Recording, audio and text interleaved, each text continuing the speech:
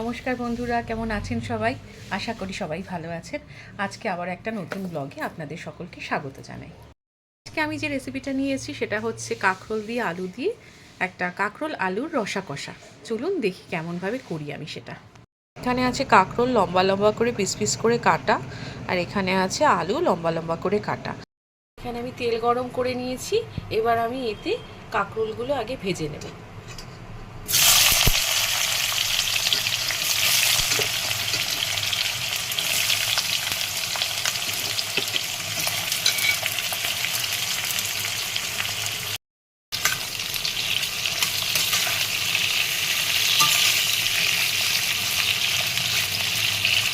কাঁকরোলটাকে আগে আমি ভেজে নেব।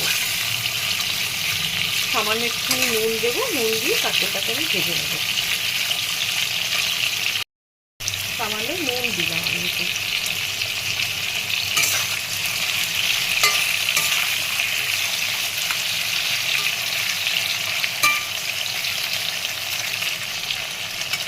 কাঁকরোল ভাজাটা আমি ভেজে তুলে রেখে দিয়েছি একটা প্লেটে। এবার এই কাঁকরোল ভাজার তেলেই আমি এখানে ফোড়ন দিয়ে দেব। এখানে আমি সাদা জিরে, একটু তেজপাতা,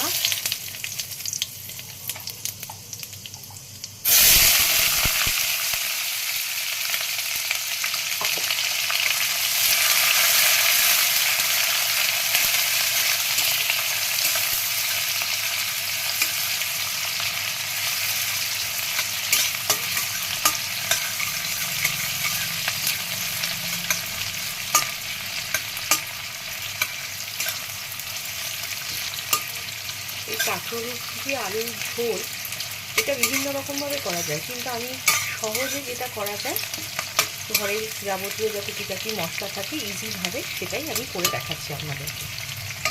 এতে আমি একটু নুন দিলাম, একটু হলুদ দিয়ে দিলাম, দিয়ে একটু নাড়াচাড়া করে নেব।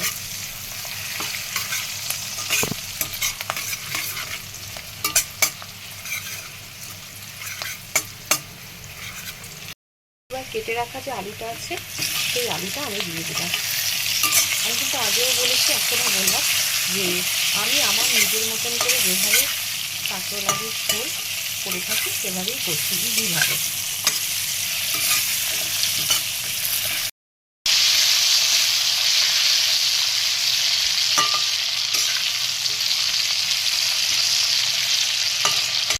মিক্সিতে আমি একটা পেস্ট বানিয়ে রেখেছি, সেটা হচ্ছে আদা রসুন বাটা, কাঁচা লঙ্কা দুটো আর দুটো এলাচ, এটা আমি দিয়ে দিলাম।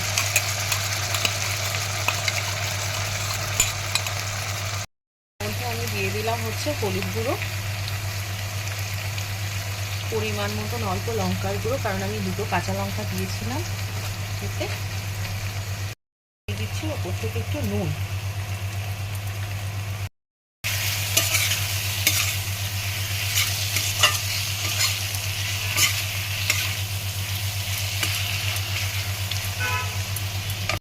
এবার আমি মিক্সি বাটি ধোয়া যে জলটা ওটা দিয়ে দিলাম।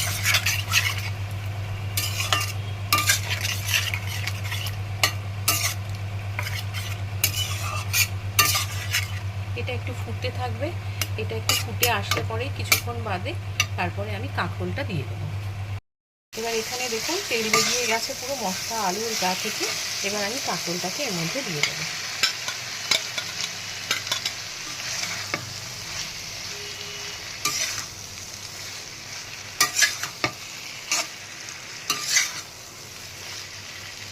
এখানে একটু মিষ্টি ছড়িয়ে দিলাম আমি, নুন তো আগেই দেওয়া স্বাদ মতো।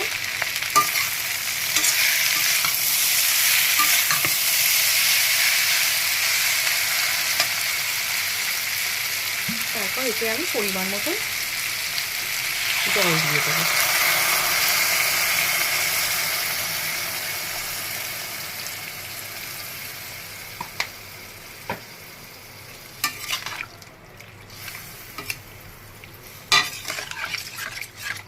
কিছুক্ষণ ফুটতে দেবো, ফুটে গেলেই আমাদের মোটামুটি হয়ে গেল। লাস্টে কিছু জিনিস দেবো, এটাকে ঢাকা দিয়ে দেবো একটুখানির জন্য। এবার দেখুন এটা ফুটে গেছে আমার। গরম মশলার গুঁড়ো আমি এতে ছড়িয়ে দিলাম, আর সামান্য ঘি দিয়ে দিলাম। এবার এটাকে আমি নেড়ে নেব। এটা ঠিক একদম ট্যালট্যালে ঝোল হবে না, একটু গামাখা হবে। ব্যাস আমার হয়ে গেছে কাঁকরোল আলু রসা কষা। ঝোল ঠিক বলা যায় না, এটাকে রসা কষাই বলা যায়। এই যে আমার তৈরি হয়ে গেছে দেখুন, কাঁকরোল দিয়ে আলু দিয়ে রসা কষা। এটা কিন্তু খেতে খুবই ভালো হয়েছে। বাড়িতে অবশ্যই আপনারা এটা ট্রাই করবেন। আমি যেভাবে কাঁকরোল দিয়ে আলু দিয়ে রসা কষাটা করলাম, সেটা নিশ্চয়ই আপনারাও বাড়িতে করবেন, করে দেখবেন। গরম গরম ভাতে এটা খেতে অবশ্যই ভালো লাগবে। রেসিপিটা অবশ্যই ট্রাই করবেন। আর আমার এই ছোট্ট চ্যানেল, আপনারা আমাকে সাপোর্ট করুন, আমার সাথে থাকুন, সাবস্ক্রাইব করতে কিন্তু ভুলবেন না।